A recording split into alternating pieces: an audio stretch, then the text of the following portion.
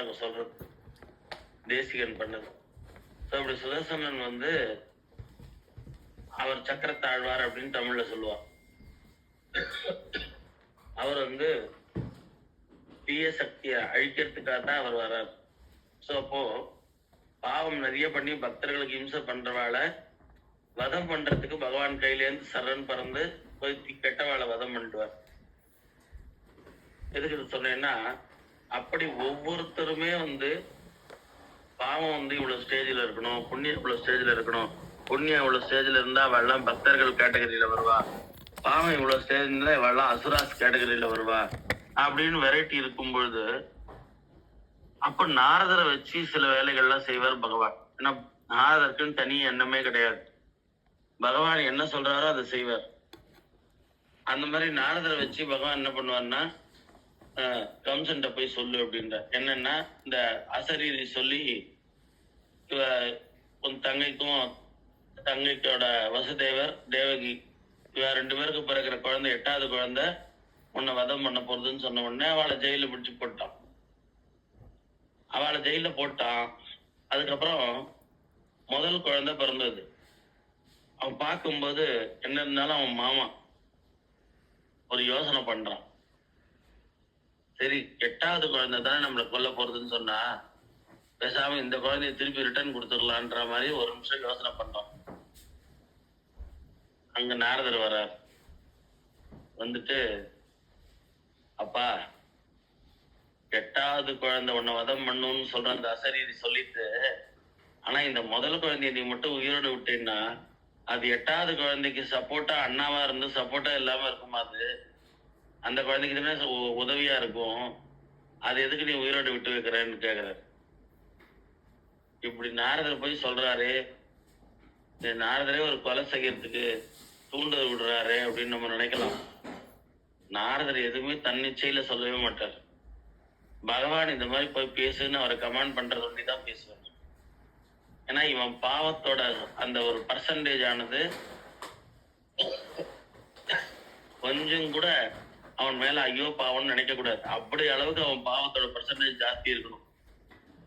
இன்னொன்னு, அந்த குழந்தைகளுக்கெல்லாம் ஆயுசு பிறக்கிறதும் போதே இவ்வளவுதான் பிரம்மா எழுதிதான் அனுப்புற. அந்த கம்சனை பாக்குற வரைக்கும் தான் அதுங்களுக்கு ஆயுசே. கம்சன் பார்த்துட்டான்னா அவ்வளவுதான். அதனால எல்லாமே பகவானோட அவரோட பரிபூர்ண சம்மதத்தோட தான் நாரதர் வந்து இப்படி பேசுற.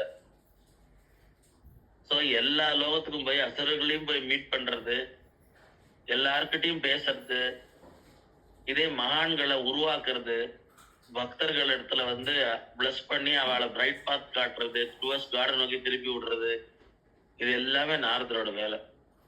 சோ நாரதர் வந்து அவர் தொட்டது தொலங்கும் அப்படின்ற மாதிரி பகவானோட பரிபூர்ண நாராயண நாமத்தை எப்பயும் சொல்லிட்டு 24 hours சொல்லிட்டு இருக்க ஒரு பக்தர்னா பாத்துக்கோங்களேன். வேற எதுவுமே தெரியாது. நாராயணோட சங்கல்பம் எதுவோ அதுபடி ரியாக்ட் பண்ணுவார், அவ்வளவுதான். அப்படிப்பட்டவரோட முன் ஜென்மத்தை பத்திலாம் அந்த விசாகாரி சொன்னு சொல்லி அந்த இது அமைச்சிருந்தேன். அது மாதிரி அது கேளுங்க, ஆடியோ கேளுங்க. நம்ம சொல்றதை விட விசாகாரி எல்லாம் சொல்லும்போது இன்னும் நல்ல குவாலிட்டியா இருக்கும். அப்ப அந்த மாதிரி நம்மளுக்கு உயர்ந்த பக்தியை நாரதர் அனுகிரகம் பண்ணுவார், நமக்கு கைடு பண்ணுவார், நம்ம பக்கபலமா இருப்பார். அதுதான் நம்ம அவர்கிட்ட பிரார்த்தனை பண்ணி கேட்டுக்கணும். எங்களுக்கும் அந்த மாதிரி. ஏன்னா நான் எல்லா இடத்துலயும் சொல்றதுதான், இது புத்தி தான் வந்து எல்லாத்துக்குமே காரணம். நம்ம மனசு புத்தி. அந்த மனசுல ஒண்ணு நினைக்கிறோம் அப்படின்னா அதை இம்ப்ளிமெண்ட் பண்ணணும்னு தோன்றது. அது நல்லதா இருந்ததுன்னா அவ்வளவு சந்தோஷம். கோயிலுக்கு போகணும்னு நினைக்கிறோம், உடனே அதுக்கு என்ன கிடுகிடுன்னு அதுக்கு என்ன செய்யணும், அடுத்த ஸ்டெப்பு வீட்டுல இருக்கவங்ககிட்ட நான் இப்ப கோயிலுக்கு போயிட்டு வந்துடுறேன். என்ன நேத்து தானே போனேன், நேத்து போனேன், ஆமா இன்னைக்கும் போறேன், அர்ஜென்ட் வேலை இருக்கு போயிட்டு வரேன், சுவாமியை பார்த்துட்டு வந்துடுறேன். எது ஒண்ணுமே சுவாமிகிட்ட பேசிட்டு தான் ஆரம்பிச்சாதான் எல்லாம் சக்சஸ் ஆகும். நான் போயிட்டு வந்துடுறேன். அப்ப முதல்ல எண்ணம் வருது இல்லையா மனசுல, அது புத்தி இது சரியான விஷயம்தான் அப்படின்றது, நல்லதுதான் நீ செய்ய பரவாயில்லன்னு நமக்கு அட்வைஸ் பண்றது. மனசுல நினைக்கிறோம் கோயில் போகணும்னு, புத்தி வந்து ஆமாமா இது நல்லதுதான் இம்ப்ளிமெண்ட் பண்ணிடு, டோன்ட் வரி அப்படின்னு நமக்கு கைடு பண்றது. உடனே நம்ம வீட்டுல இருக்கவள்கிட்ட சொல்லிட்டு டக்குன்னு பார்த்துட்டு வந்துடுற, பக்கத்துல தானே இருக்கு, 5 minutes அப்படின்ட்டு போயிட்டு வந்துடும். அப்போ நம்ம மனசுதான் எல்லாத்துக்குமே, இது மாதிரி நல்லது, இது கெட்டதும் அந்த மாதிரிதான். அது சொல்லி தர்றதுக்கு ஏத்த மாதிரி நம்ம வந்து ஆட்டமா ஆடுறோம். புத்தியும் வந்து பரவாயில்ல பண்ணுன்றது. அப்போ கெட்டத மனசு ஆசைப்படுறது, புத்தியும் பண்ணுன்றதுன்னா நமக்கு என்ன நேம் கிடைக்கும்? அதை பண்ணிட்டோம்னா கெட்டவன் அப்படின்னு கெட்டவன் டைட்டில் கிடைச்சிரும். இவன் அயோக்கியம்பா, இவன் கெட்டவன்பா. அப்ப அந்த மனசுல வர எண்ணங்களே வந்து நேர்மையா இருக்கணும், நல்லதா இருக்கணும், ஒழுக்கமா இருக்கணும். அதுக்கு யார் உனக்கு துணையா இருப்பா அப்படின்னா, உன் மனசுக்குள்ளேயே குரு இருக்கார், தெய்வம் இருக்கு. இது நான் சுப்ரீதா கிட்ட பேசும்போது கூட இதை பத்தி சொன்னேன். ஒரு மான் இருந்தது, பிரெக்னன்ட் மான். எப்ப வேணா அதுக்கு குழந்தை பிறக்கலாம். அந்த மான் வந்து காட்டை விட்டு வெளியில வந்து எங்கேயோ மேஞ்சின்னு இருக்கு, பாவம். ஏதோ கிடைக்கிறது, அங்க புல்லு கிடைச்சதா என்ன கிடைச்சதோ தெரியாது, அது வெளில வந்துட்டு. அப்ப அந்த இடத்துல ஒரு ஹண்டர் வேடன் பார்த்தான். அவன் காட்டுக்குள்ள போய் நிறைய வேட்டையாடலாம் பார்த்தா, நம்ம போகும்போது பாதி வழியிலேயே ஒரு மான் கிடைச்சதுன்னா சந்தோஷமா இருக்கு அவனுக்கு. உடனே மானும் பார்த்துடுத்து வேடன் வந்து அம்பு எடுக்கிறான்ட்டு வேக வேகமா ஓடுறது. வேடனும் துரத்தின்றே வரான், வேக வேகமா ஓடி. ஆனா பிரெக்னண்டா இருக்கிறதுனால ஒரு மரத்தடியில நின்று ரொம்ப மூச்சு வாங்குறது. அப்ப வந்து அங்க பக்கத்துல இன்னும் கொஞ்ச தூரம் தான் காடு, டக்குன்னு நுழைஞ்சிடலாம். இங்க இருந்து பாக்குறது மரத்தடியில இருந்து பார்த்தா காடு ஜெகஜோதியா எரிஞ்சிட்டு இருக்கு, காட்டு தீ, ஃபாரஸ்ட் ஃபயர். ஐயோ, நம்ம வேகமா உள்ள போயிருந்தா நம்ம குழந்தையோட சேர்ந்து நம்ம பஸ்வமா இருப்போமே அப்படின்ட்டு இந்த மரத்தடியிலே நிக்கிறது. ஆனா வேடனும் ஓடி வந்துட்டு இருக்கான். என்ன பண்றதுன்னு தெரியலையேன்னா, இந்த காட்டு தீயில ஒரு புலியானது என்ன பண்ணிட்டு, காட்டு தீக்கு அந்த ஹீட்டு தாங்க முடியாம காட்டை விட்டு வெளில ஓடி வருது. இந்த மரத்தடி கிட்டக்க வருது. பார்த்தா நான் காட்டு தீக்கு பயந்து வெளில வந்தேன், பார்த்தா மான் ஒண்ணு அப்படியே அமைக்கி சாப்பிட்டுடலாம் நம்ம அப்படின்னு புலி அங்க கரெக்டா வந்து முன்னாடி வந்து நிக்கிறது. ஒரு பக்கம் காட்டு தீ, ஒரு பக்கம் வேடம் துரத்தின்னு வரான், ஒரு பக்கம் புலி. கடவுளே, இந்த சோதனை எனக்கு தேவையா அப்படின்னு மனசுல நினைக்கிறது. அப்ப மனசுல இருக்கிற தெய்வமானது, மனசுல இருக்கிற குருவானது அந்த மானுக்கு சொல்றது, இப்ப உனக்கு நிற மாசம், இப்ப நீ குழந்தை பெற்றுக்கிறது தான் உன்னோட வேலை. சோ மத்த எதை பத்தி கவலைப்படாது, கொஞ்சம் என்ன சொல்றது, பிரயத்தனப்படு, முக்கு அப்படின்ற மாதிரி மனசு சொல்றது. சோ வலி தான் ஜாஸ்தி ஆயிடுது, அதனால முக்கிறது. பாதி அந்த குழந்தை வெளில வந்துட்டு இருக்கு, புலி பார்த்துட்டே இருக்கு. வேடன் தள்ளி நின்று பாக்குறான். பார்த்துட்டு உடனே வேடனுக்கு அவன் மனிதனா இருக்கிறதுனால அவனுக்கு பச்சாதாபம் வந்து, ஐயோ நம்ம அடிக்கலாம்னு நினைச்சோமே, பிரெக்னன்ட் அது, நம்ம அதை கவனிக்கலையே, அது குழந்தை வேற வெளில வந்துட்டு இருக்கு, சிச்சோ அப்படின்னு கொஞ்சம் திரும்பினா பார்த்தா அந்த புலிய பார்த்தான். ஆஹா, இந்த மானை நம்ம அடிக்க வேண்டாம், இந்த புலிய அடிப்போம், நமக்கு அதுல இருக்கிறதெல்லாம் அவன் எல்லாத்தையும் சாப்பிடுவான், இந்த தோலெல்லாம் கூட நம்ம நல்ல வியாபாரம் பண்ணலாம், புலித்தோல், அதை சாப்பிட்டுட்டு அப்படின்னு சொல்லி அதை எய்ம் பண்றான். புலி பார்த்தது, டே என்னையாடா வந்து எய்ம் பண்ற, உன்னை விட்டேனா பாருன்னு அவனை சேஸ் பண்றது. அவன் என்ன பண்ணா, இந்த இடத்த விட்டு கொஞ்சம் தூரம் புலிய வந்து அழிச்சிட்டு வந்துட்டு, அவன் தன்னோட அம்புக்கு அடிக்கிறதுல எக்ஸ்பர்ட். அவன் தன்னோட விஷயத்துல அவன் நல்ல கான்பிடண்டா இருக்கான். புலிகிட்ட பயந்துன்னு ஓடுற மாதிரி இந்த இடத்த விட்டு இன்னும் கொஞ்சம் தூரம் அழிச்சுன்னு வந்துடலாம் புலிய, அப்புறம் நம்ம ஒரு மரத்து மேல சரசரன்னு ஏறிட்டு புலிய அடிச்சிடலாம் அப்படின்ட்டு அவன் கொஞ்சம் தூரம் ஓடுறான். புலி அவனை துரத்தின்னு ஓடின்னு இருக்கு. இப்ப இந்த மானுக்கு உள்ளுக்குள்ள இருந்து ஒரு தெய்வம், ஒரு குரு சொல்லி கொடுத்தது, உன் வேலை இப்போ இந்த குழந்தைய ஈண்டு எடுக்கிறது அப்படின்னு. உடனே குழந்தை ஈண்டு எடுக்கு. அப்ப குழந்தை கொஞ்சம் கொஞ்சமா வெளில வருது. குழந்தை வெளில வந்துடுத்து. அப்ப திடீர்னு வானத்துல வந்து வெதர் மாறிட்டு சரி மழை. அந்த இது மரத்தடியில இருக்கு. அந்த மழையானது காட்டு தீய அணைச்சுடுத்து. சோ இது குழந்தைய பெற்று எடுத்து நாக்கால நக்கி நக்கி அதை சரி பண்ணி அது வந்து கொஞ்சம் ஆனந்தமா இருந்ததுதான் அந்த மான். அப்புறம் கொஞ்சம் புலியோ எதுவோ எந்த டேஞ்சரோ அதை தொடல. அப்புறம் அந்த குட்டியை தூக்கிட்டு காட்டுக்குள்ள போயிடுது, சேஃப்டியான பிளேஸ்க்கு போயிடுது. ஸோ இது என்ன சொல்லித்தரான்னா, உன் மனசு ஒரு குருவா இருந்து ஒவ்வொரு விஷயத்தையும் டிசிஷன் மேக்கிங், அந்த உள்ளுக்குள்ள இருக்க அந்தர்யாமின்னு சொல்றமே, அந்த தெய்வம் குரு எல்லாமே ஒண்ணுதான், உள்ளுக்குள்ள இருக்கு, நமக்குள்ளேயே இருக்கு, தனியா வெளில கூட தேட வேண்டாம். அது நமக்கு ரைட்டான டிசிஷன் எடுக்கிறதுக்கு நமக்கு அனுசரணையா இருக்கும், துணையா இருக்கும்.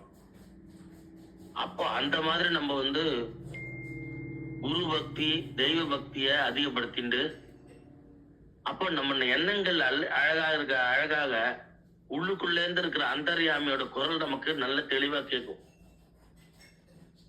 எனக்குலாம் இப்ப யாராவது போன் பண்ணா என் போன் டப்பாவா இல்ல காது டப்பாவா ஆயிடுச்சான்னு தெரியல, ஸ்பீக்கர் போட்டு தான் கேட்கிறேன். வால்யூம் போயிட்டு என்னன்னு தெரியல. போன்ல ஒரு 200 வாட்டி கீழே போட்டு எடுத்தா எப்படின்னா ஆகும். நேத்தா ஃப்ரண்ட் சைடு அப்படியே வரா மாதிரி வந்தது. போன் கடையில போய் சும்மா ஏதோ ஒட்டி கொடுத்தான், ஏதோ ஒரு இது மாதிரி வச்சிருக்கான், அதை ஒட்டி கொடுத்தான். அந்த மாதிரி நான் 200 வாட்டி கீழே போடுவேன், மேல போடுவேன். எதுக்கு சொல்றேன்னா, வால்யூம் இல்ல, ஸ்பீக்கர் போட்டு தான் கேட்கிறேன். ஸோ அந்த மாதிரி எதுக்கு இது சொல்ல வந்த, அந்தர்யாமியா நமக்கு பகவான் இருந்துட்டு சொல்றான். அவன் சொல்றது நம்ம காதுல முதல்ல அந்த வால்யூம் கேட்கணும். எப்ப கேட்கும் அப்படின்னா, நம்ம சுத்த ஸ்படிகமான எண்ணங்களை வச்சிருக்கணும். அழுக்கு படிஞ்ச எண்ணம் வச்சிருந்தா நம்மளோட அந்த வாஷ் பேசின் கிட்ட இருக்கிற கண்ணாடியில நம்ம மூஞ்சே சரியா தெரியாது. காரணம் என்னன்னா, நிறைய டஸ்ட் பட்டு அது அப்படியே தெளிவு இல்லாம இருக்கு. அதை ஒரு நல்ல ஒரு துணி எடுத்து தொடச்சி கிளீனா வச்சிருந்தோம்னா நம்ம முகம் பிரகாசமா தெரியுது. அந்த மாதிரிதான் உள்ளுக்குள்ள இருக்கிற அந்த நம்ம உயர்ந்ததான ரத்னமான குணங்கள், நல்ல எண்ணம், அதான் தெய்வம் தான் உள்ள இருக்கு. அதுதான் குரு நமக்கு வழிகாட்டும். நம்மள ஒவ்வொரு விஷயத்திலயும் டிசிஷன் மேக்கிங் நமக்கு ஹெல்ப்ஃபுல்லா இருக்கும், ஹெல்ப் பண்ணும். அது எப்ப அதோட குரல் நமக்கு காதுல விழும் அப்படின்னா, நம்ம கொஞ்சம் ஸ்பீக்கர் போட்டுக்கணும்னு சொல்லாதீங்க. அதுதான் அந்த எண்ணம் அழகா இருந்தா அந்த குணம் தெளிவு அழகா கேட்கும். நம்ம எண்ணத்தை தான் சுத்தப்படுத்திக்கணும்.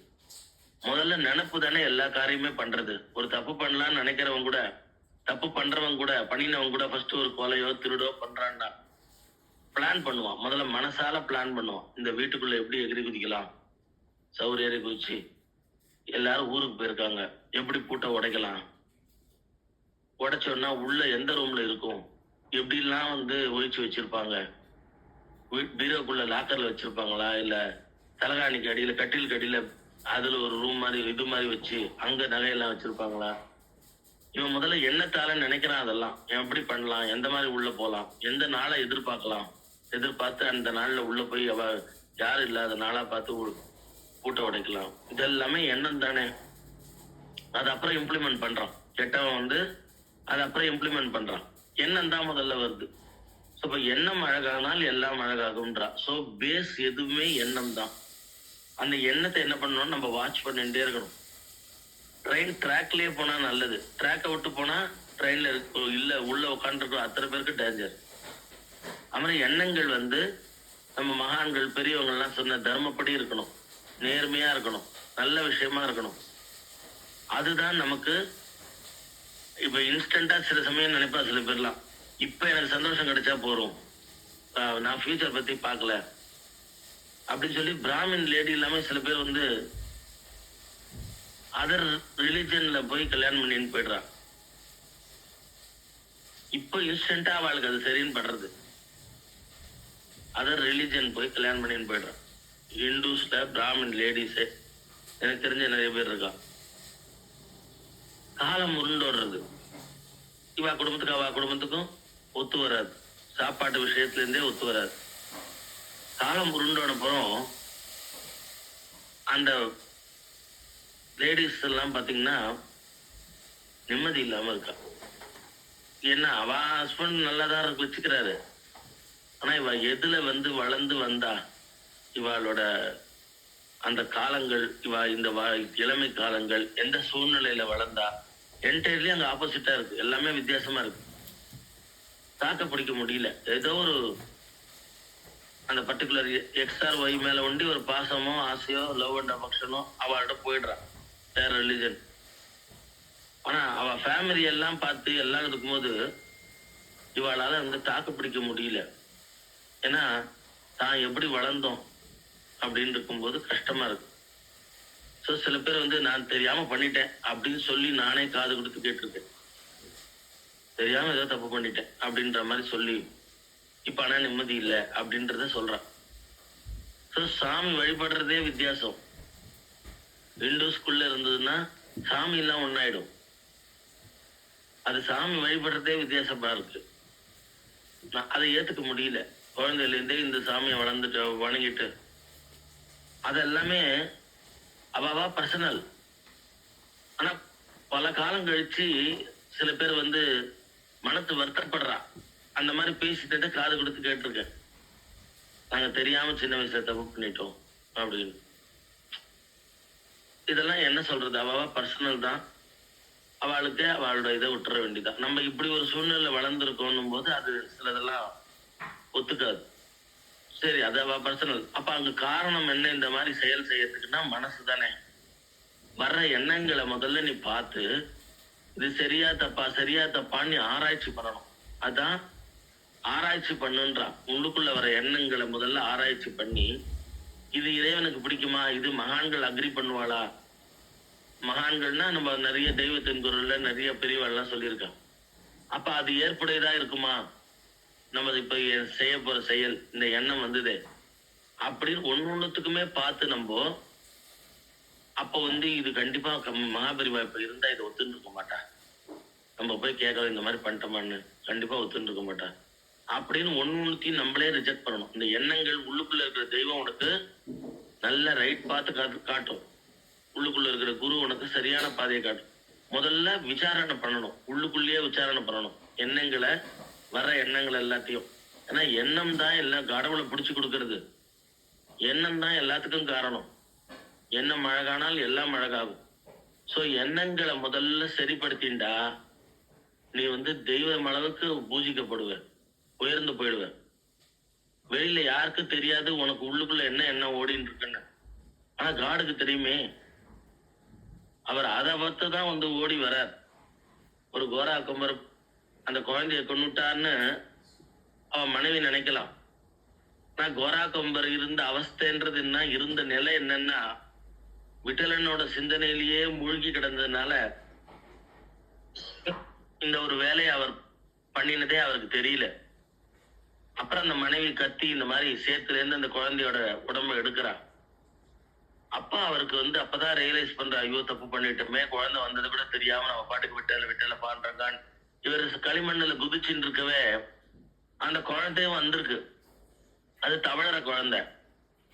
இவர் என்ன பண்றாருன்னா அவன் மனைவி எங்கேயோ தண்ணி பிடிக்க போயிருக்கா, இவரை பார்த்துக்கோன்னு சொல்லிட்டு இவரும் நானும் பார்த்துட்டாலாக்கும். பால் காய்ச்சி பாலை அடுப்புல வச்சிருக்கேன், கொஞ்ச நேரம் பார்த்துக்கோங்கன்னு சொன்னா ஒரு நாளை போல பொங்க விடுவேன். அப்படி என்ன உனக்கு கவனம் அப்படின்னு கேட்பா. என்ன பண்றது, கவனம் எங்க போச்சுன்னு தெரியல.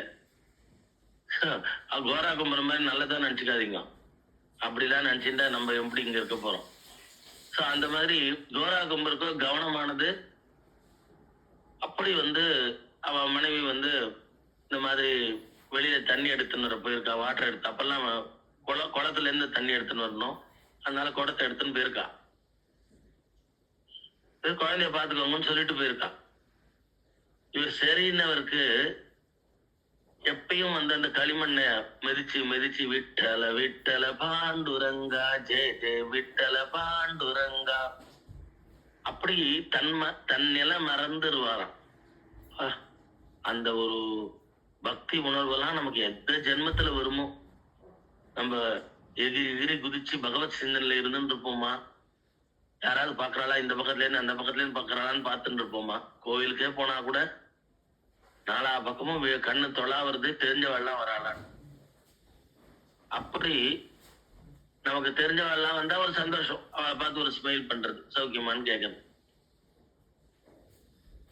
அந்த மாதிரி நமக்கு கவனம் வந்து கோயிலுக்கு எதுக்கா போனோம் அப்படின்றதே விட்டுட்டு அங்க வரவாள் ஏதோ 80 வயசு பாட்டியாவே இருக்கட்டுமே, அவள்கிட்ட கூட நீ இப்ப பேச வேண்டிய அவசியம் என்ன? வந்த இடம் அவளும் கடவுள் பக்தி பண்ண வந்திருக்கா, நீயும் பக்தி பண்ண வந்திருக்க.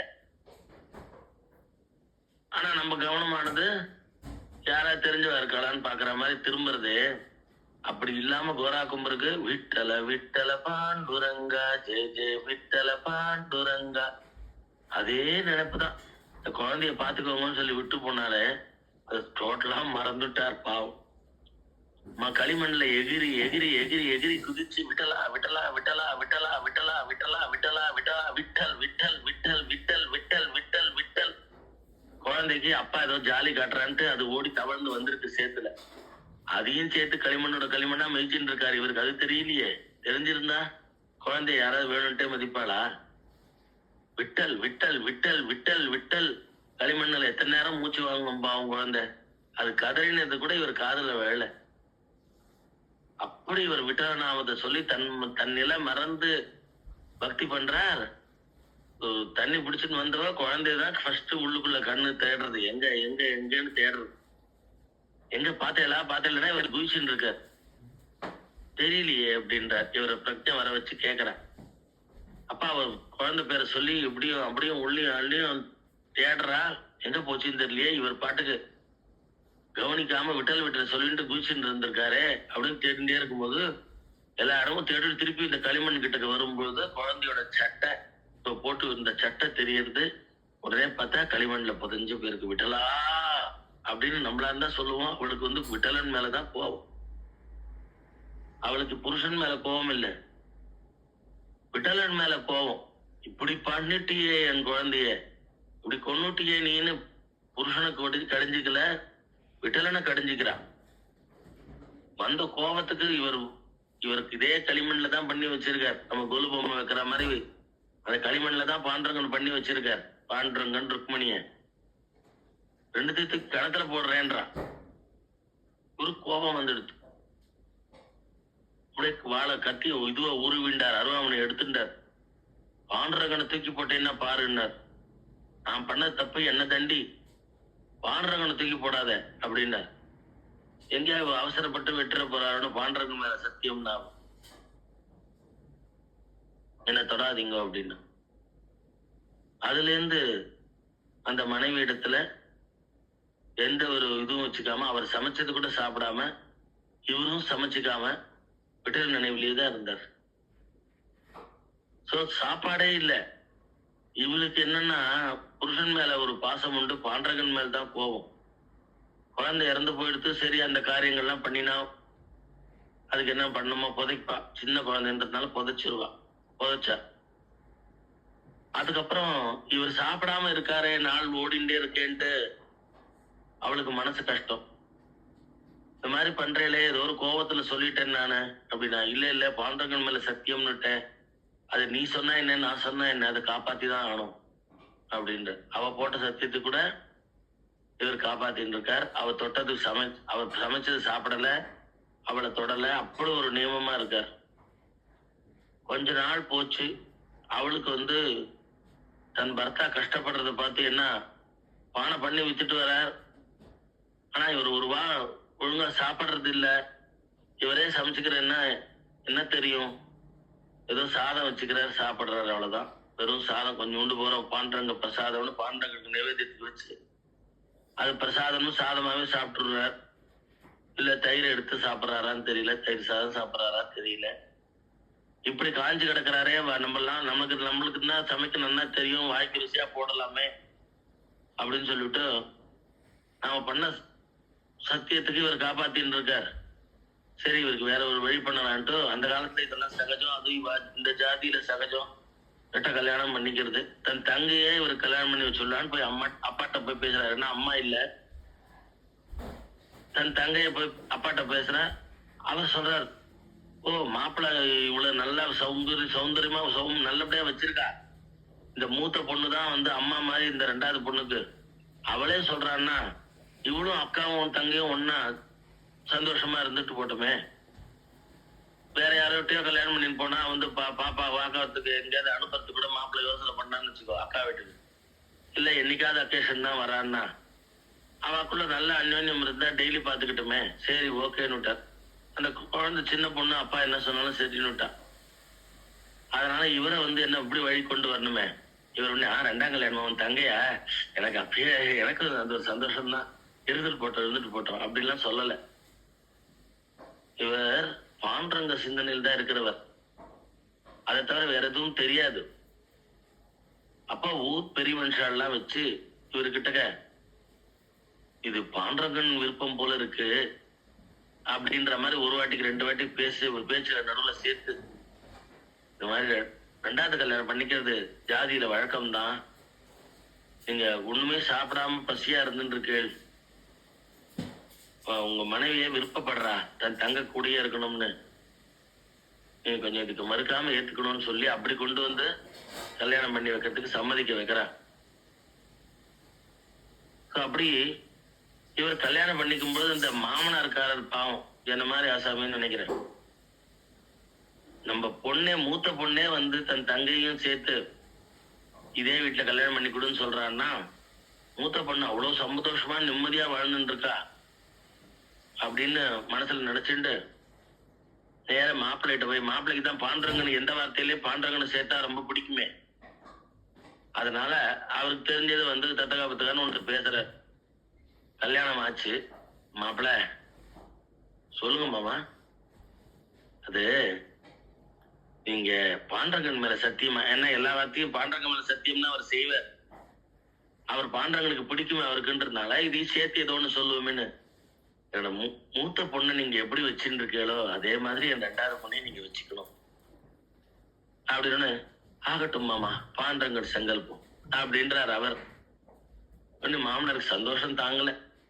ஆஹா, அவர் ஒத்துட்டார், மூத்த பொண்ணு வச்சிருக்கிற மாதிரி சந்தோஷமா 2வது பொண்ணையும் வச்சுக்க போறாரு அப்படின்ட்டு இவர் ஏதோ வந்துட்டார் வீட்டுக்கு. அவர் வீட்டுக்கு வந்துட்டார், இவ அவங்க போயிட்டா. கடைசியில பார்த்தா ராத்திரி கிட்டக்க வராதேன்ற. அக்கா காரிக்கு ரொம்ப கோபம். என்ன நீங்க என்னதான் இப்படி பாடப்படுத்துறீங்களா, அது சின்ன பொண்ணு, அவள்கிட்ட இப்படி சொல்லு, உனக்கு தெரியல, உங்க அப்பா என்கிட்ட பேசினார். என்ன பேசினார்? பொண்ணை கண்கலங்கா பாத்துக்கோங்கன்னு சொல்லியிருப்பார்.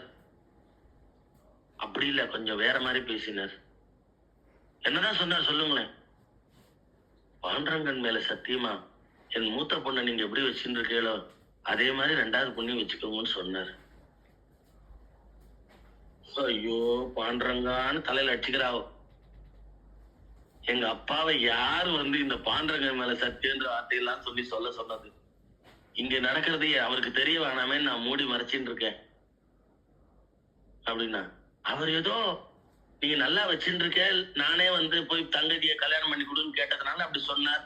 அது ஒண்ணும் கோவத்துல எல்லாம் சொல்லலையே, நானாவது சத்தியம் பாண்டரங்கன் மேலன்னு உணர்ச்சி வசப்பட்டு கோவத்துல சொன்னேன் குழந்தை செத்து போனதுக்கு. அந்த மாதிரி எல்லாம் சொல்லலையே, சாதாரண வார்த்தை தானே அது. சாதாரணமா பாண்டரங்கன் மேல சத்தியம்னு கோவமா சொன்னாலும் பாண்டரங்கன் மேல சத்தியம், சாப்பிட்ட பாண்டரங்கன் மேல சத்தியம் அப்படின்னாலும் பாண்டரங்கன் மேல சத்தியம் தானேம்மா. இவர் என்ன பண்ணுவேன்? இவர்கிட்ட இருக்கிற பாண்டரங்கனோட பக்தியானது அவ்வளவு விசேஷமானது, அதை தவிர வேற எதுவுமே முக்கியம் இல்லைன்னு நினைக்கிறவர். இவர் வாயில பாண்டரங்கன் மேல சத்தியம் சொல்றது இல்ல, வேற யாராவது அந்த வார்த்தையை பயன்படுத்தி இவர்கிட்ட பாண்டரங்கன் மேல சத்தியம்னா கூட அதை அப்படியே காப்பாத்துறார். அப்படி அந்த பாண்டரங்கன் மேல இவர் ஒரு அன்பு இருந்ததுனால தானே இப்படி எல்லாம் பண்ண முடியும். நம்மள இருந்தா, ஐயோ நீ பாண்டரங்கன் மேல சத்தியம் சொன்னா நான் ஏன் காப்பாத்தணும், நான் சொன்னேன்னா கேட்போமா மாட்டோமா? அப்ப நான் இது காப்பாற்ற வேண்டிய அவசியமே இல்லை, சத்தியம் நான் போடல அப்படின்னு சொல்லலாமா இல்லையா? ஆனா அப்படி இல்லை. இவரோட பாண்டரங்கன் மேல இருக்கிற திட விசுவாசம், பக்தி, அத பேரை சொல்லி யாராவது, அதே மாதிரிதான் ஒண்ணுமே தெரியாது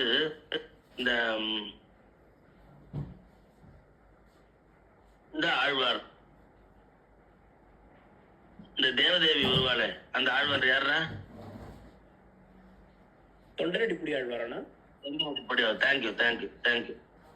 அதுக்குதான் நீ பக்கத்துலயே இருக்கணும்ன்றது. தொண்டரடிப்புடி ஆழ்வார்ட்ட அந்த தேவதேவி இவரை மயக்கிறேன்னு வந்தா. அவ நல்லவதான் பேசிக்கலி, பட் ஆனா இவர் நமஸ்காரம் பண்ணும்போது இவர் கண்டுக்கல. இவருக்கு பெருமாளை தவிர வேற எதுவும் தெரியாது தொண்டரடிப்புடி ஆழ்வார். அவர் பாட்டுக்கு பெருமாள் நினைப்பிலேயே போயிட்டார். அந்த அம்மா நமஸ்காரம் பண்ணதை கண்டுக்கல. அப்ப அவ அக்கா கூட இருந்தா. அவ சொல்றா, பாரு எப்படிப்பட்ட மகான் பாரு. நம்ம பெண்கள் அதுவும் அவள்லாம் நல்ல மேக்கப் போட்டு ரொம்ப அழகான பெண்கள் அவள்லாம். நம்ம நமஸ்காரம் பண்ண கூட சட்டை பண்ணல. இதுதான் ஒரு பக்த லட்சணம், மகான்கள் லட்சணம்னு அவ அக்கா பிரைஸ் பண்ணி சொல்றா. இவளுக்கு ஒத்துக்கல, தேவதேவிக்கு ஒத்துக்கல. அந்த இடத்துல ஈகோ.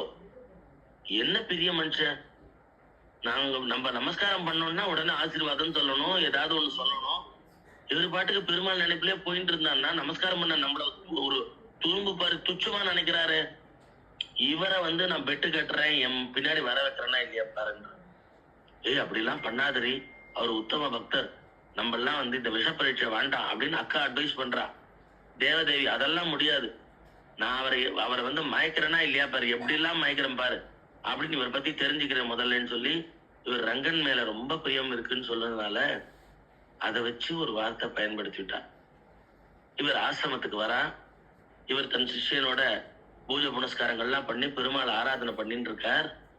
அப்போ ரங்கன் கனவுல சொன்னார், ரங்கன் உங்களுக்கு சேவை பண்ண சொன்னார், ரங்கன் உங்களோடய இருக்க சொன்னார், உங்களுக்கு புஷ்ப கைங்கரிய பூவெல்லாம் பறிச்சு மாலை தொடுத்துருக்க ரங்கன் சொன்னார். அந்த தொண்டடி புடிவாழ்வாருக்கு இவ சீட் பண்றான்றதெல்லாம் தெரியவே தெரியல. ரங்கா ரங்கா, இந்த அம்மா கடவுளை நீ சொன்னியா? அப்ப எவ்வளவு ஒரு புண்ணியவதி இவோ. எப்படி அவர் நினைப்பெல்லாம் ரங்கன் கடவுளை வந்தானாம்மா, இவ புழுகு முட்டைன்றது தெரிஞ்சுக்கல. அவ்வளவு இன்னசென்டா இருந்தார் அவள்லாம். அப்படி இவளை உள்ள விட்டது அவருக்கே இவ மேல ஒரு லவ் அண்ட் அஃபெக்ஷன் அப்படியே ரொம்ப, அவ்வளவு அப்போ ரொம்ப கெட்டவ கிடையாது. இவ மேல உண்மையான அப்புறம் அன்பு வைக்க ஆரம்பிச்சா.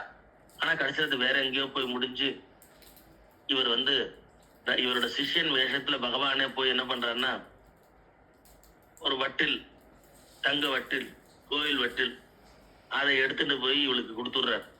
இந்த மாதிரி இவர் கொடுக்க சொன்னான்னு. அவ வீட்டுல அவ அம்மாக்காரி எதுவத்துக்கும் ஒரு காசு பாப்பா. அப்ப இவர் தேவதேவி நல்லவிழா மாறிட்டா. அப்புறம் ரங்கன்னு சொல்லி ஒரு பொய் சொல்லி அங்க சேர்ந்தாலே தவிர, இவரை உண்மையிலேயே ஹஸ்பண்டா மனசுல வச்சுட்டு இவருக்கு உண்மையிலேயே சேவை பண்ணணும், உண்மையிலேயே இவருக்கு கைங்கரியம் பண்ணணும்னு அவளும் மாறிட்டா. ஏன்னா எப்படி இருந்தாலும் இவரோட சேர சமயத்துல அந்த குணம், இவரோட குணம் அவளுக்கு ஒட்டிடுது. அந்த நல்ல வைப்ரேஷன் அவளுக்கு அவன் நல்லவள் ஆயிட்டா. பட் நல்ல ஒரு ஹஸ்பண்ட் ஒய்ஃபா இருக்கணும்னு நினைக்கிறான். ஆனா அவ அம்மாக்காரி அப்படி இல்லை. தம் பொண்ணை வச்சு நல்ல பணம் சம்பாதிக்கணும்னு நினைச்சா. என்ன கொடுத்தாரு, என் பொண்ணை அனுப்ப முடியாது அப்படின்லாம் சொல்றான். அப்போ இவர் சிஷ்யன் வேஷத்துல பகவானே போய் தங்க வட்டில் கொடுத்தாரு அப்படின்னு கொடுத்துட்டு வந்தார். அவ பார்த்தா இது நல்ல வெயிட்டா இருக்கே, கோயிலோட தங்க வட்டில் பார்த்தா நல்ல வெயிட்டா இருந்தது, நல்ல தேரும் போல இருக்கு. கடைத்தெருவில் போய் வித்துட்டு வர பார்த்தா அங்க காவலாளிகள் பிடிச்சிட்டா. கோயில்ல தங்க வட்டில் காணோம், நீ திருடிட்டியான்னு. நான் திருடல, இந்த மாதிரி தொண்டரடு புடியாழ்வார சொல்லி அவரோட சிஷ்யன் தான் கொண்டு கொடுத்தாரு அப்படின்னு சொல்றான். உடனே அவர் சிஷ்யன் கொண்டு கொடுத்தாருன்னா அவரே நம்பி அவர் கூடயே இருக்கான் அப்படின்னா அவர் தான் இதுக்கு காரணம் சொல்லி அவரை கைது பண்ணி போய் கோயில்ல அந்த காலத்துல திருடினா அவ்வளவு பெரிய தண்டனை, ராஜ தண்டனை, அது பெரிய மரண தண்டனை அளவுக்கு இவர் மேல அப்படி ஒரு பழிய அப்ப ரங்கன்ட்ட பேசுறாரு இவர். ரங்கா, நான் உன்னை மறந்து இந்த ஒரு ஸ்திரீயோட நினைப்புல இருந்துட்டேன், அதுக்காக எனக்கு இந்த தண்டனை கொடுக்குறியா? நான் உன் நினைவிலேயே தான் வாழ்ந்தேன். ஆனா உன் பேரை சொன்னாவோ அந்த இடத்துல ஒரு நிமிஷம் நான் யோசனை பண்ணாம அவளை உள்ள ஏத்துட்டேன், என்னோட இந்த இதுல ஏத்துட்டேன், ஆசிரமத்துக்குள்ள வர வச்சேன். கடைசியில நான் அவள்கிட்ட என்ன மனசை கொடுத்துட்டேன். உன்னை மறந்து இப்படி இருந்தது தப்புதான் ரங்கா, தண்டிச்சுடாத, நீ கருணாமூர்த்தி இல்லையா ரங்கா? நான் உன்னை மறந்திருந்தாலும் நீ என்ன மறப்பியா? நீ என்ன விட்டு கொடுத்துடுவியா? உன் கருணை அபாரமானது இல்லையா? தாயினும் அன்புடையான் அருளால் தாங்கி நலம் தருவான். ரங்கா அப்படின்னு கூப்பிடுறார், பாடுறார் ரங்கன் மேல. ரங்கன் அப்புறம் ஆசிரியரியா சொல்லி ராஜா கிட்ட சொல்லி, யாமே வந்தோம் இவர் பொருட்டுன்ற. நான் ஒரு சிறு நாடகம் நடத்தினேன், அரசன் அளவுக்கு இவரோட பக்தி வெளிப்பட தெரியணும். தேவதேவியும் அவ திருந்தினது இவருக்கு பெருமாளுக்கு தெரியாதா? அவளும் இவரும் என்னோட உத்தம பக்தி பண்ணி என்னையே வந்து சேருவா அப்படின்னு. அப்புறம் அவளும் நிறைய பெருமாள் மேல பாட்டு பாடுறா இவரோட சேர்ந்து. பெருமாளை அவளும் சிறந்த பக்தி ஆயிட்டா. ஏன்னா இவரோட சேர்ந்து பூவோடு சேர்ந்து நாரும் மணக்கிறது போல ஒரு உத்தமரோட சேர்ந்து அவளும் பெரிய பக்தி ஆயிட்டான். முதல்ல தப்பாதான் உள்ள வந்தா, ரங்கன் மேல பழி சொல்லி, ரங்கன் தான் சொன்னார் கனவுல வந்தார்லாம் சொல்லி. ஆனா அது கடவுள் அதை பெருசுப்படுத்தல. ஏன்னா அந்த இவளுக்கு அவ பண்ண தப்புக்கு அவளுக்கு அந்த இவருக்கு தண்டனைன்னும் போது அவ துடிச்சு போயிட்டா. அவளும் ரங்கா ரங்கா நான் எத்தனையோ தப்பு பண்ணிருக்கேன், மன்னிச்சிருங்க ரங்கா, இவற்று தெரியாம உள்ள போனது நான் தான். அவர் ஆசிரமத்துக்குள்ள போய் தப்பு உங்க பேர்ல போய் சொல்லி நான் வந்து அவருக்கு வந்து கல்யாணம் எப்படியாவது பண்ணிட்டு போனேன். ஆனா அன்னைக்கு இருந்த ஆள் நான் இல்ல. இன்னைக்கு நான் அவருக்கு அடிமையா சேவகம் பண்றேன். உன் தாசனுக்கு தாசனையா நான் சேவகம் பண்றேன். தாசான தாசனா நான் இருக்கேன். ரங்கா எத்தனை குறை இருந்தாலும் மன்னிச்சிடு, கருணை காட்டுன்னு அவளும் அழுதுருக்கா. சோ ரங்கன் பக்தர்களோட வேண்டுதலை விட்டு கொடுக்க மாட்டான். கருணாமூர்த்தி ரங்கன் ஓடி வந்து அரசனுக்கு சொன்ன உடனே அரசன் இவரை கொண்டாடி தலைமையில இவரோட பாதகையை வச்சுக்கிறான். அவ்வளவு உத்தமர் நீங்க, ரங்கனே உங்களுக்கா வந்திருக்கான்னா நீங்க எவ்வளவு உத்தமர் நீங்க அப்படி இவரை கொண்டாடுறான். இப்படி தொண்டரடிப்படியாழ்வார் கதை போதும். அப்போ உண்மையான பக்தி இருந்து வேற சிந்தனை இல்லாம அவன் சிந்தனையிலேயே நம்ம இருந்தோம்னா நம்மளை கைவிட மாட்டோம். கோரா கும்பர் கதையில இப்படி 2 பேருக்கும், அவர் ஏற்கனவே கோரா கும்பர் கதை தெரியாதவா கிடையாது. 2 பேரையும் தொடாம இப்படி இருந்துட்டு இவர் பாட்டுக்கு இருக்கும்போது அவளும் சின்னவா தானே. மனித மனசு சபலம் உள்ளது. இவரை நம்ம 2 பேரும் சேர்ந்து தொடுவோம். என்ன இந்த மனுஷனுக்கு இவ்வளவு பிடிவாதம், பாண்டகான்னு சொல்லி உட்காந்து இருக்காரு.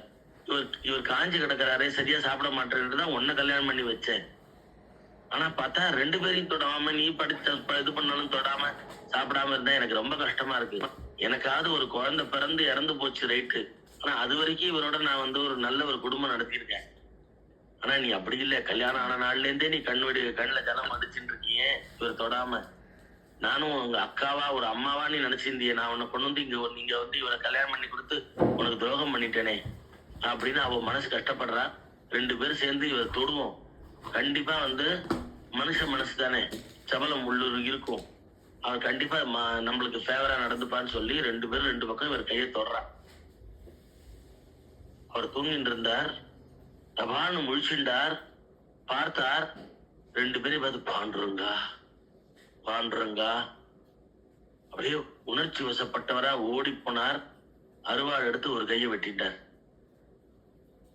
அப்படியே அருவாளை ஒரு இடத்துல சொருகி வச்சுட்டு இன்னொரு கையை வேகமா அந்த அருவாள அந்த இதுல வந்து அப்படியே ஷார்ப் பிளேஸ்ல அப்படியே இன்னொரு கையும் வெட்டிட்டார். ரத்தம் துடிக்கிறது. அப்படியே கீழே விழுந்து ரத்தம் 2 கையும் விழுந்திருக்கு, வெட்டப்பட்டிருக்குன்னா எப்படி துடிப்பார். ஆனா இவ 2 பேரும் வந்து டக்குன்னு தொட முடியல. ஐயோ பாவம் பண்ணிட்டமே, பாண்டுறங்கா நீ வா பாண்டுறங்கா காப்பாத்து, பாக்கிமாம் 2 பேரும். ஏன்னா தொட்டுட்டான்னா திருப்பி பிராணனையே போய் கடிச்சிருவார் அவர். 2 ஒய்ஃபும் பார்த்தா பாண்டுறங்கா திக்கற்றவர்களுக்கு தெய்வமே துணை கூப்பிடுறா. அப்போ சின்ன வயசுல இவரோட தம்பி ஒருத்தர் காணாம போயிருந்தார்.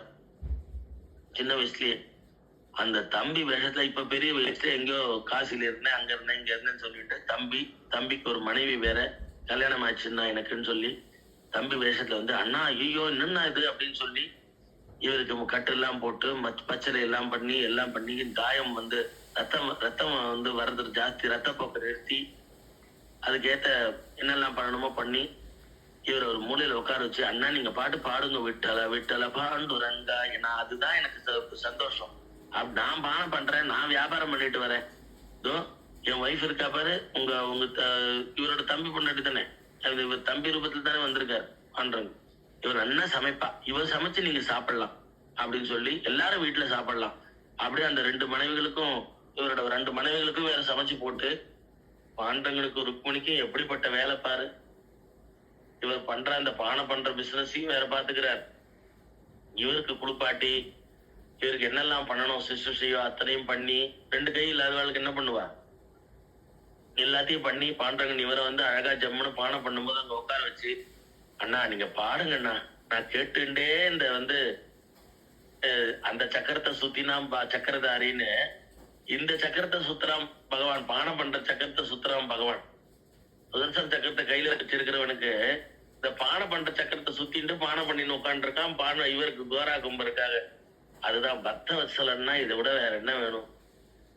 பக்தவத்சலன் இப்படி ஓடி வந்து தன் நினைப்பிலேயே இருந்து தன் மேல சத்தியம்னா அப்படியே காப்பாத்தி கீப்பப் பண்றாரு, லைஃப் லாங் கீப்பப் பண்றாரு. அப்படிப்பட்ட யோகியனுக்கு தானே பகவான் தன்னை கொடுப்பான். அப்படி பகவான் ஓடி வந்து இவருக்காக சேவகம் பண்றான். பகவான் நினைச்சா அப்படியே கையெல்லாம் கொடுத்துட முடியும். தான் சேவகம் பண்ணணும்னு ஆசைப்படுறான். கொஞ்ச நாளாவது தான் சேவகம் பண்ணணும்னு ஆசைப்படுறான். அப்படி சேவகம் பண்ணி ருக்மணி பிராட்டிக்கு அங்க வேலை, சமையல், கிச்சன் வேலை. சமையல் பண்ணி இவா எல்லாருக்கும் சாப்பாடு போட்டு அப்புறம் இவா எல்லாம் சாப்பிட்டு இப்படி வாழ்ந்துட்டு இருக்கா. அப்புறம் பின்னாடி ஞானேஸ்வரர் வந்து பஜனை பண்றார் கோயில்ல. ஞானேஸ்வரர் வந்திருக்கார், பாண்டரங்க பஜனை நடக்குது அப்படின்னு எல்லாரும் போகணும்னு ஆசைப்படுறா. கோரா கும்பரும் போகணும்னு ஆசைப்படுறா. அண்ணா வாங்கன்னு அழைச்சின்னு போறேன் அப்படின்னு சொல்லி அழைச்சிட்டு போய் அங்க உட்கார வச்சுட்டு பாண்டவனும் ருக்மணியும் நம்ம வந்த வேளாச்சுன்னு மறைஞ்சு போயிட்டான். பஜனை நடக்கிறது. விட்டல விட்டல பாண்டுரங்கா ஜெய் ஜெய் விட்டல பாண்டுரங்கா. அப்போ ஒரு ஸ்டேஜ்ல பஜனை ரொம்ப ஃபாஸ்டா விட்டல் விட்டல் விட்டல் விட்டல் ரொம்ப ஃபாஸ்டா எல்லாரும் தாளம் போட்டுட்டு பஜனை பண்றான். இந்த கோரா கும்பர் தன்னை மறந்து இந்த வெட்டப்பட்ட 2 கையும் மேலே தூக்குறார். கை வந்துட்டு அவர் பாட்டு தாளம் போட்டு இருக்கார். அத அந்த மனைவிகள் பார்த்துட்டா. அப்படியே அவளுக்கு கண்ணுல ஜலம், அப்படியே அழுதுண்டே விட்டலா விட்டலா விட்டலா. இவருக்கு கை வரது பார்த்துட்டா. இவருக்கு அது தெரியல. கையில தாளம் போட்டுட்டு விட்டல நான் சொல்லிட்டு இருக்கார். பரம சந்தோஷப்பட்டா. ஆனா அந்த முதல் மனைவிக்கு இன்னொரு ஒரு ஆசை உண்டாம். ஏ பிரபு, ஹஸ்பண்டுக்கு கை கொடுத்தது மட்டும் இல்ல, இது எல்லாத்துக்கும் காரணம் நான் அந்த பாண்டவங்க மேல சத்தியம்னு குழந்தை செத்து போனதுக்கு சொன்னேன். இவர் எங்க என்ன பாண்டவங்க உன்னோட சிலையை தூக்கி போட போனேன், இவர் எங்க கொண்டு போறாரோன்றதுக்கு சொன்னேன்.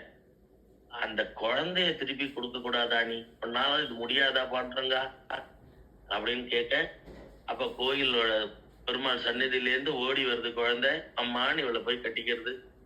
அப்படியே ஆனந்தப்படுறா, ஆச்சரியப்படுறா. பாண்டரகன் மகிமையை நினைச்சு நினைச்சு உருகுறா. அப்ப எல்லா பக்தர்களும் பாண்டரகன் நாமத்தை விண்ணெற்ற மாதிரி வைகுண்டத்துக்கு கேட்கிற அளவுக்கு விட்டலா விட்டலா விட்டலா விட்டலான்னு அவ்வளவு கத்தி சொல்லியிருக்கா. எல்லாருக்கும் இந்த மிரக்கல் பார்த்துட்டு இருக்கா. இப்ப கோரா குமர் கண் விழிச்சார், ஞானேஸ்வரர் வந்தார். எல்லாம் பாண்டரகன் ஆசீர்வாதம். இல்லறம் நல்லறமா நடத்து மனைவிகள் 2 பேர்கள் வந்திருக்கா. 2 பேரும் சந்தோஷமா வாழ தொடர்ந்து பாண்டரங்க பக்தி பண்ணிட்டு வந்து பாண்டரங்கனோட அனுகிரகத்தை பெற்றுவேன். உன் தம்பி எங்கன்னு தேடுறாரு. அப்போ ஞானேஸ்வரர் சொல்றார், தம்பி வேற யாரும் இல்லை, அவன் தான் அண்ணனுக்கு அண்ணன், தம்பிக்கு தம்பி, அப்பாக்கு அப்பா, அம்மாக்கு அம்மா, எல்லாம் அதோ சர்வம் பாண்டரங்கன். அவன் தான் உன் தம்பி. எப்பயோ காசியில போனவன், அவன் ரிட்டர்ன் வரவே இல்லை. அவனதான் அவன் போனவன் தான். அந்த தம்பியும் தம்பி மனைவியா இருந்து அந்த ருக்மணி பாண்டரங்கன் தான் வந்திருக்கான் அப்படின்னு சொன்ன உடனே கோரா குமர் கண்ணிலேருந்து அப்படியே கண்ணீர். பாண்டரங்கா, என்னெல்லாம் வேலை செஞ்ச, ஏதோ தம்பின்றதுனால காலெல்லாம் பிடிச்சு விடும்போது பேசாம இருந்தனே, இப்படியெல்லாம் வேலை செஞ்சியே, குளிப்பாட்டினியே, சாப்பாடு ஊட்டினியே, எப்படியெல்லாம் வேலை செஞ்ச, ஒரு தாய் குழந்தைங்க செய்யற மாதிரி எல்லாத்தையும் பார்த்து பார்த்து பண்ணியே பாண்டரங்கா. ஏ பக்தவத்சலா, ஏ கிருபாலு, ஏ தயாளு அப்படின்னு பாண்டரங்கனை குறிச்சு பிரார்த்தனை பண்ற. பக்தனுக்கு பாண்டரங்கன் இதை விட இன்னும் எல்லாம் செய்வான்பா. உன் பக்தி அப்படிப்பட்டதுப்பா. உன் பக்தி அப்படி வசதியானது. பாண்டரங்கன் நினைப்பிலேயே இருந்த பாரு. அதுக்கு பாண்டரங்கன் தன்னை கொடுத்திருக்க. நீ உன் நினைப்பை கொடுத்திருக்க, உன் எண்ணத்தை கொடுத்திருக்க, அவனுக்கு அவன் சிந்தனையாவே இருந்திருக்க. அதனால அவன் ஈஸியா தன்னை உன்கிட்ட கொடுத்து உனக்கு சேவகனா வேலை செஞ்சுட்டு போயிருக்கான். அதனால நம்மளோட எண்ணங்கள் பியூரா இருந்து இறைவன் நினைப்பிலேயே இருந்தோம்னா இறைவன் தன்னையே கொடுத்துருவான். நமக்கு நமக்கு வேலைக்காரனா வேலை செய்வான். நமக்கு வேலைக்காரனா அவன் வேலை செய்யணும்னு ஆசை கிடையாது. ஆனா அவ்வளவு கருணமயமானவன் அவன். நம்மளோட சின்சியர் பக்திக்கு அவன் ஓடி வருவான், நமக்கு அனுகிரகம் பண்ணுவான். இது தெரிஞ்ச கதையா இருந்தாலுமே நமக்கு எவ்வளவு ஒரு ஞானத்தை கொடுக்கறது, எவ்வளவு நல்ல நம்மளுக்கு புத்திய பிரகாசிக்க செய்யறது. அதுதான் பாண்டரங்கன். அதுதான் பக்தர்கள். பாண்டரங்க பக்தர்கள்னா அதுதான் ஸ்பெஷல். இது தெரிஞ்சுக்கோங்க. பாண்டரங்கன் எல்லாரும் கூடயே இருப்பான், எல்லாருக்கும் ஆசீர்வாதம் பண்ணுவான், பரமக்ஷேமம் கிடைக்கும் எல்லாருக்கும். விட்டல விட்டல பாண்டரங்கா ஜெய் ஜெய் விட்டல பாண்டரங்கா.